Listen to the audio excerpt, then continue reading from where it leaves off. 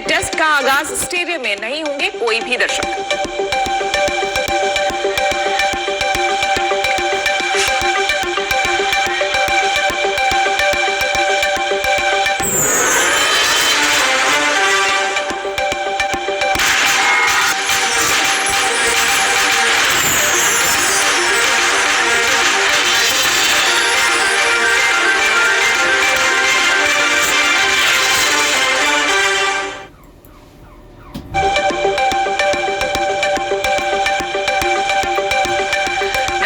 श्वेता झा और आप देख रहे हैं आज तक। आपको बता दें कि लाल किले पर 26 जनवरी को उपद्रव का नया और हैरान करने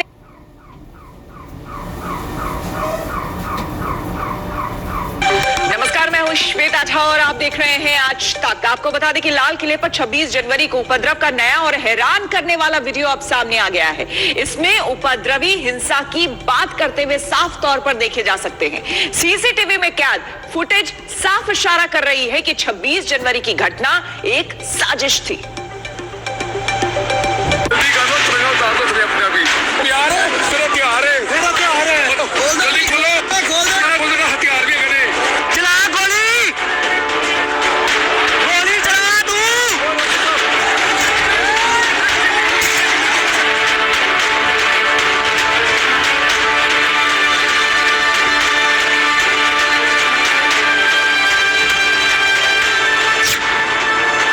निशाने पर था लाल किला।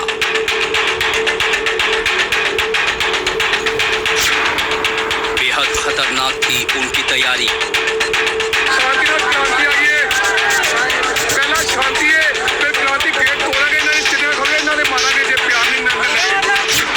हथियार लेकर गए थे उपद्रवी।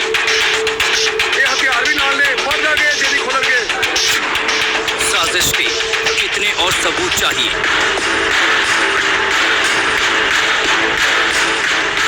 लाल किले पर 26 जनवरी को मचे तांडव के रोज नए सबूत, नए वीडियो सामने आ रहे हैं। ऐसे वीडियो जो बताते हैं कि उपद्रवियों की भीड़ सिर्फ जोश या जुनून में लाल किले नहीं पहुंच गई थी, उसके पीछे गहरी साजिश थी। उपद्रवी हिंसा की पूरी तैयारी करके आए थे। ये तस्वीरें ठीक लाल किला में ऊंचाई पर मौजूद तिरंगे के पैसेज के करीब की हैं। यहाँ 26 जनवरी को 25 पुलिस वाले तैनात थे, लेकिन ऊपर तक पहुंच गए।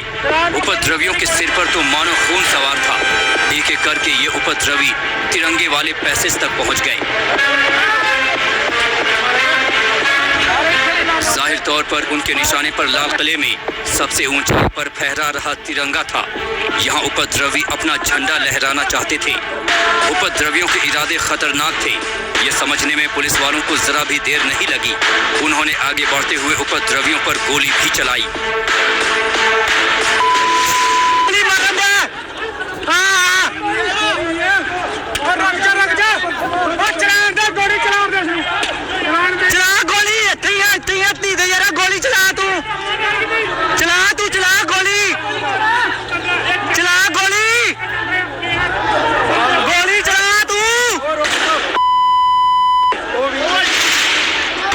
उपद्रवी को गोली लग गई। इसके बाद भी ये बलवाई पुलिस को ललकारते रहे, आगे बढ़ने की कोशिश करते रहे। प्रदर्शनकारी किसान सीढ़ी से चढ़ने की कोशिश कर रहे थे, तभी आत्मरक्षा में पुलिस को गोली चलानी पड़ी। हालांकि पुलिस ने फिर भी एहतियात बरतते हुए पैर की तरफ गोली चलाई थी। आकाशप्रीत नाम के शख्स को पुलिस ने बाद में हिंसा में गिरफ्तार किया था।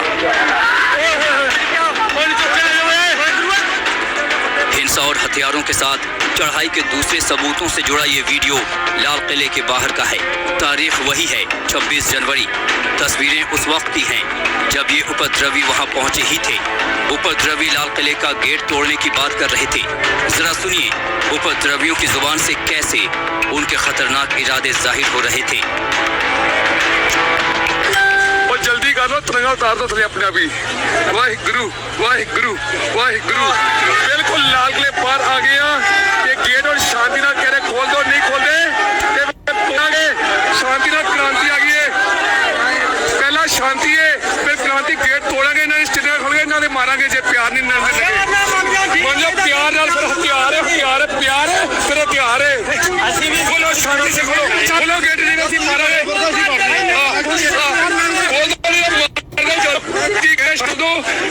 शांति नहीं खोले ਤੁਹਾਡੇ ਚੈਨਲਾਂ ਤੁਹਾਡੀ ਮਾਰਾਂਗੇ ਸੋਸੇ ਕਹਿੰਦੇ ਜਲਦੀ ਖੋਲੋ ਖੋਲ ਦੋ ਹਥਿਆਰ ਵੀ ਹੈਗੇ ਨੇ ਪਿਆਰ ਖੋਲ ਦੋ ਪਿਆਰ ਨਾਲ ਇਹ ਹਥਿਆਰ ਵੀ ਨਾਲ ਨੇ ਫੜ ਦਾਂਗੇ ਜੇ ਨਹੀਂ ਖੋਲਣਗੇ ਬਸ ਅਰੇ ਡੰਡੇ ਤਿਆਰ ਰੱਖ ਲਓ ਪਿਆਰ ਹੈ ਫਿਰ ਹਥਿਆਰ ਪਿਆਰ ਨਾਲ ਨਹੀਂ ਖੋਲਣਗੇ ਹਥਿਆਰ ਨਾਲ ਖੋਲਣਗੇ ਡੰਡੇ ਮਾਰੇ ਸਿਰ 'ਚ ਸਟੇਰਿੰਗ ਨਾਲ ਖੋਕੇ ਨਾਲ ਹੀ ਮਾਰਾਂਗੇ ਜੇ ਨਹੀਂ ਮੰਨਣਗੇ ਤਾਂ बेखौफ उपद्रवियों ने यहाँ एक पुलिसकर्मी को घेर लिया था और उसको लगातार धमका रहे थे। बार बार ये उपद्रवी बता रहे हैं कि उनके पास हथियार हैं। जल्दी खोलो हथियार भी है। गनीमत रही कि पुलिस ने उस दिन हालात को बेहद संजीदगी के साथ संभाला और चोट खाने के बाद भी संयम का रास्ता नहीं छोड़ा, वरना लाल किले पर कुछ ऐसा हो सकता था जिसका दाग कभी नहीं धुलता। ये सारी फुटेज दिल्ली पुलिस की क्राइम ब्रांच ने इनको जांच के लिए भेजा है। इतना तो तय है कि लाल किले पर हुई घटना सुनियोजित तैयारी और साजिश का नतीजा थी और इसके गुनहगारों को कानून के रास्ते उनके किए की सजा दिलाना जरूरी है। अरविंद ओझा के साथ तंसीम हैदर, आज तक। किसानों पर सियासी घमासान मचा है। सड़क से संसद तक सियासी दांवपेच आजमाए जा रहे हैं। अब विपक्ष ने खुलकर मैदान में मोर्चा संभालना शुरू कर दिया है। 10 विपक्षी दलों ने अलग से किसान मुद्दे पर चर्चा की मांग की है।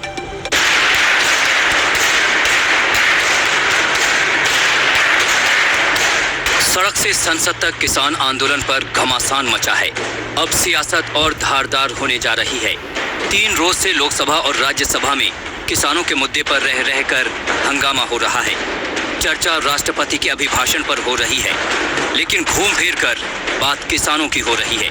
लेकिन विपक्ष अब चाहता है कि अलग से इस मुद्दे पर विस्तार से चर्चा हो। 10 से ज्यादा विपक्षी दलों ने लोकसभा अध्यक्ष को चिट्ठी लिखकर किसान मुद्दे पर अलग से चर्चा की मांग की है। विपक्ष के सांसदों ने अपनी चिट्ठी में किसानों को हो रही दिक्कतों का भी जिक्र किया और उनसे नहीं मिलने देने की शिकायत भी की। इससे पहले विपक्षी दलों ने गाजीपुर जाकर किसानों से मिलने की कोशिश भी की थी। और जिस तरह का माहौल हमने देखा वो बहुत चिंताजनक था और हम सिर्फ किसानों को मिलने के लिए गए, लेकिन हमें कोई परमिशन नहीं दी गई, हमें रोका गया, टोका गया। और जो परिस्थिति वहाँ देखी, जिस तरह का माहौल था, वो देश के हित के लिए नहीं है और हमारी कोशिश रहेगी कि कुछ सुलह निकले। दिल्ली की सरहदों पर कील बंदी जैसे कदमों को लेकर विपक्ष ने गृह मंत्री अमित शाह को भी चिट्ठी लिखी है। सांसदों के गाजीपुर बॉर्डर जाने के बाद एनसीपी सुप्रीमो पवार ने सरकार को निशाने पर लिया। समस्या हल करने की इनकी तैयारी नहीं। मुझे चिंता है कि ये ऐसी ही परिस्थिति जब आएगी, आज जो शांति से वर्ग किसान वहाँ बैठा है, शायद ये शांति का रास्ता छोड़कर कोई अलग रास्ते पर जाएगा तो देश के सामने बहुत जबरदस्त संकट आएगा और इसकी पूरी जिम्मेदारी आज भारतीय जनता पार्टी के सरकार को लेनी पड़ेगी। पीएम नरेंद्र मोदी सोमवार को राज्यसभा में राष्ट्रपति के अभिभाषण के धन्यवाद प्रस्ताव पर बोलेंगे। उनके भाषण पर सबकी निगाहें हैं। हो सकता है कि वो अपने भाषण में विपक्ष के सवालों का जवाब दें। संजय शर्मा के साथ आज तक ब्यूरो। उत्तर भारत में कड़कड़ाती सर्दी ने फिर से एंट्री मारी है, खास करके 3 पहाड़ी राज्यों में जहां बर्फबारी ने वहां की धरती को सफेद कर दिया है। ज्यादातर हिल स्टेशन में पारा शून्य के नीचे जा पहुंचा है। इसकी वजह से दिल्ली एनसीआर समेत कई मैदानी राज्यों में बारिश के साथ तापमान में गिरावट दर्ज की जा रही है।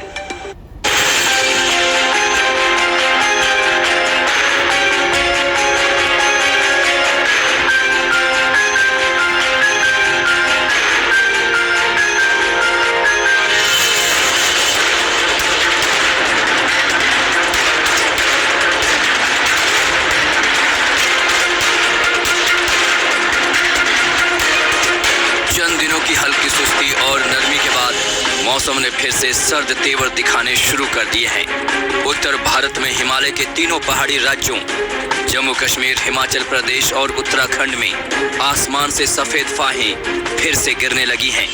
धरती सफेद चादर की आगोश में है। पारा फिर से गोता लगा रहा है। पहले देखिए हिमाचल प्रदेश के मनाली और शिमला का मंजर। मनाली में कड़ाके की ठंड के बीच बर्फ गिरने से पर्यटकों और होटल व्यवसायियों के चेहरे खिल गए हैं। शिमला में कई दिनों की बर्फबारी के बाद सड़कों पर बर्फ की मोटी परत जम गई है। एक ओर जहां मनाली में सैलानियों की मस्ती है, तो वहीं दूसरी ओर शिमला में जेसीबी मशीनों से बर्फ हटाने की कोशिशें हो रही हैं। शिमला और मनाली ही नहीं, बल्कि नरकंडा, कुफरी और चैल में भी स्नोफॉल से तापमान में भारी गिरावट आई है। स्नोफॉल देखो, धीरे धीरे करके स्नोफॉल बहुत ज़्यादा बढ़ भी रहा है, आप देख ही रहे होंगे। बट एक्सपीरियंस वर्थ वाले, मतलब यहाँ आना इट्स लाइक कि बहुत अच्छा एक्सपीरियंस। हमने इतनी बर्फ कभी देखी ही नहीं थी, इतना स्नोफॉल। और सोलांग वैली तक तो आपको पता ही ट्रांसपोर्ट बंद हो गए हैं, बट हम लोग अब ट्रैक कर आए हैं काफ़ी लंबे रूट से। बट बहुत मज़ा आया यहाँ तक आने में। लोगों में बहुत भारी उत्साह है इस फ्रेश स्नोफॉल होने के कारण, तो हर लोग एंजॉय कर रहे हैं अपने तरीके से। तो हमें भी बहुत अच्छा फील हो रहा है यहाँ आके। तो यहाँ का इन्वायरमेंट हर प्रकार से हमें बहुत बढ़िया फील हुआ। उत्तराखंड में भी मौसम बर्फीला हो गया है। चमोली जिले के औली में बर्फ की मोटी चादर बिछ गई है, जिससे स्कीइंग के दीवानों के चेहरे खिल उठे हैं।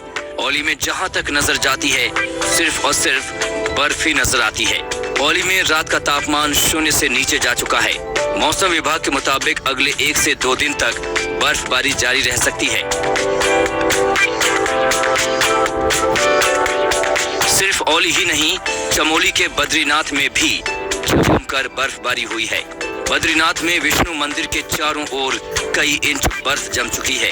चमोली के ही हेमकुंड साहिब और फूलों की घाटी में भी बर्फ गिरी है।